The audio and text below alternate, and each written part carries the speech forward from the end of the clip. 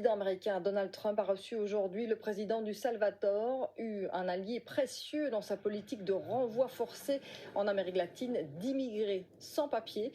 Il est le premier dirigeant d'Amérique latine à être reçu à la Maison-Blanche depuis le retour au pouvoir de Donald Trump.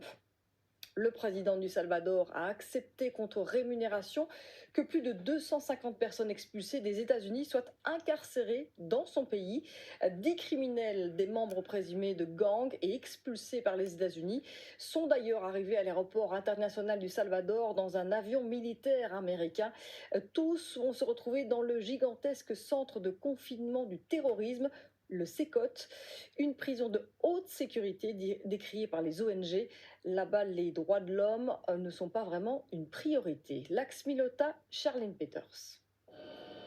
Dès leur arrivée au Salvador, les personnes expulsées des États-Unis doivent se raser la tête et adopter la tenue du CECOT, le centre de confinement du terrorisme, un short et un t-shirt blanc. La prison gigantesque a été inaugurée en janvier 2023. Elle peut accueillir 40 000 prisonniers dans des conditions extrêmement strictes. Voici à quoi ressemble une cellule. 100 prisonniers à l'intérieur, des lits superposés sans matelas, 2 toilettes et 2 lavabos.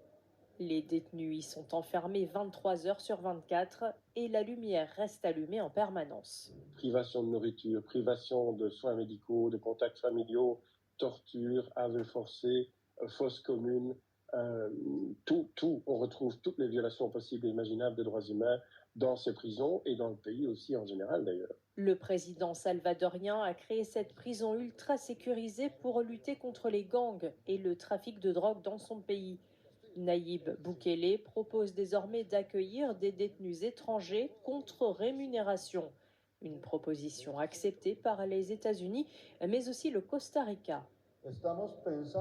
Nous observons de bonnes pratiques et les résultats sont là. Aujourd'hui, le Salvador est l'un des pays les plus sûrs au monde et le Costa Rica souhaite retrouver ce qu'il a toujours caractérisé, être un pays pacifique et sûr. Les détenus peuvent en effet avoir commis des crimes violents et avoir fait partie de gangs au Venezuela ou au Salvador. Mais plusieurs se retrouvent là sans avoir été jugés ou condamnés. Les personnes renvoyées par les États-Unis n'ont plus de contact avec leur famille. Il y avait un grand nombre de personnes qui ont été renvoyées, qui n'avaient commis aucun délit, qui n'étaient pas suspectes en aucune manière d'avoir commis des délits, mais qui simplement ont été arrêtées parce qu'elles portaient un tatouage. Le président salvadorien, lui, se félicite d'avoir divisé par 40 le nombre de meurtres dans son pays en 2 ans.